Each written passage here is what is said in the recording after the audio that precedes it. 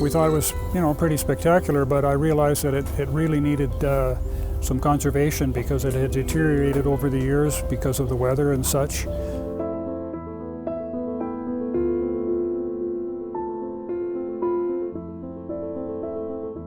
Well, the pole was very deteriorated overall, with pieces loose and potentially ready to fall off.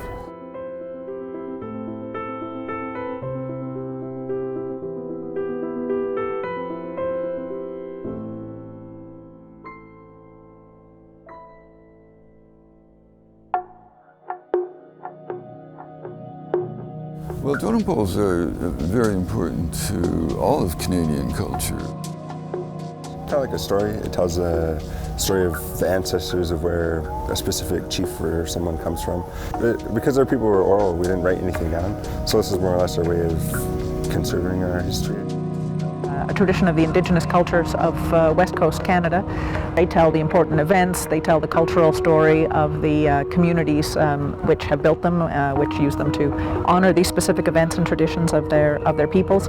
It's in respect of the ancestry of that culture.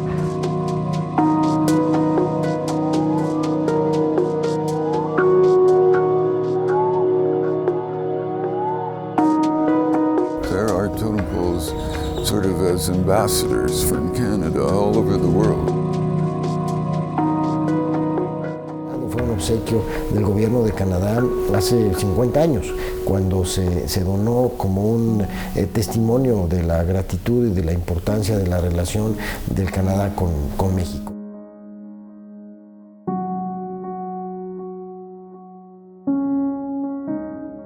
Muy importante muestra de la amistad del pueblo de Canadá con el pueblo de México y particularmente con el pueblo de la Ciudad de México. Well, it's a masterpiece in many ways. It represents a high point in Mungo Martin's career. Our westernmost province, it's an authentic example of Indian art carving by native artists who have learned the skill of their forefathers. Chief Martin, before he died, was to carve many a fine pole, reconstruct many others, and most important, pass on his knowledge to younger carvers. These native carvers are among the few of the last living artists who are keeping alive a cultural asset to Canada which came close to death not much more than a decade ago.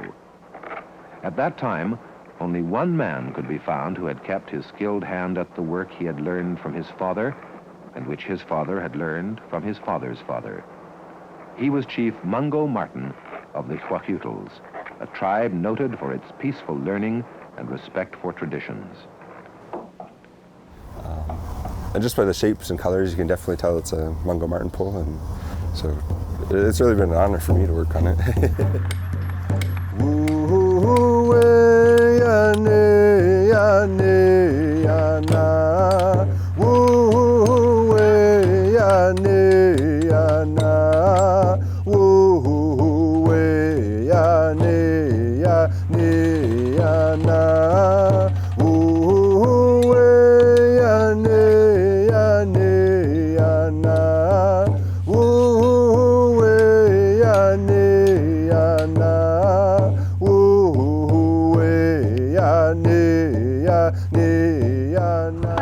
It's an important year for us. We're celebrating many things.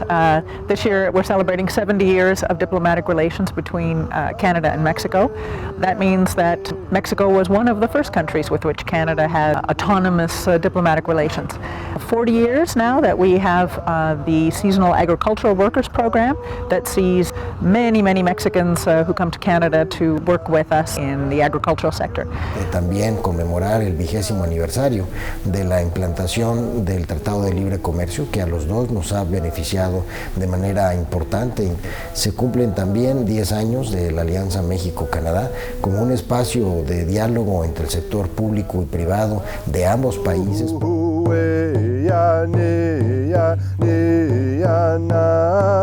The flagship project of the 70th anniversary of diplomatic relations is, undoubtedly, our beautiful totem pole. The admiration and respect of our two peoples is still strong. It's growing stronger. Let's restore this symbol that demonstrates just how important our cultures are to each other. I will go Working on the top of the pole was the most delicate. The whole beak of the Thunderbird was loose, and there were major cracks, structural cracks, that ran practically right through the pole.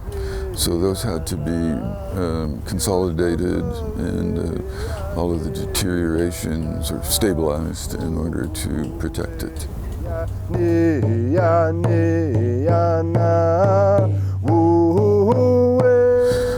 Well, a total treatment was the procedure that I suggested, which involved cleaning, dry cleaning, washing, following the wash with a rinse and application of a Timbor solution to eradicate any carpenter ants or termites. We did believe that there had been a termite infestation.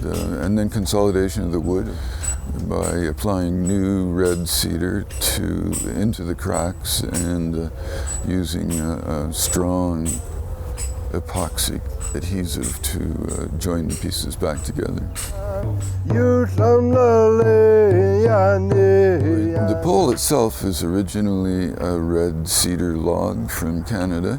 So in order to sort of respect the cultural significance of using red cedar, we brought red cedar from Canada, and that's what we used for consolidation of the structural repairs to the wood. And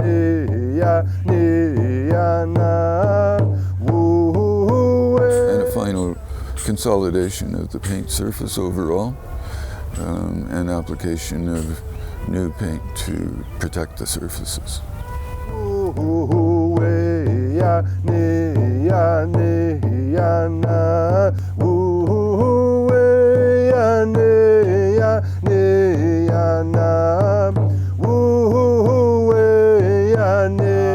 We see a lot of possibilities where it's opening doors for intercultural exchanges between the two countries and between the artists of both countries. And we're hoping that there'll be further exchanges between the two countries that'll just get more and more and just reinforce that good relationship between Canada and Mexico.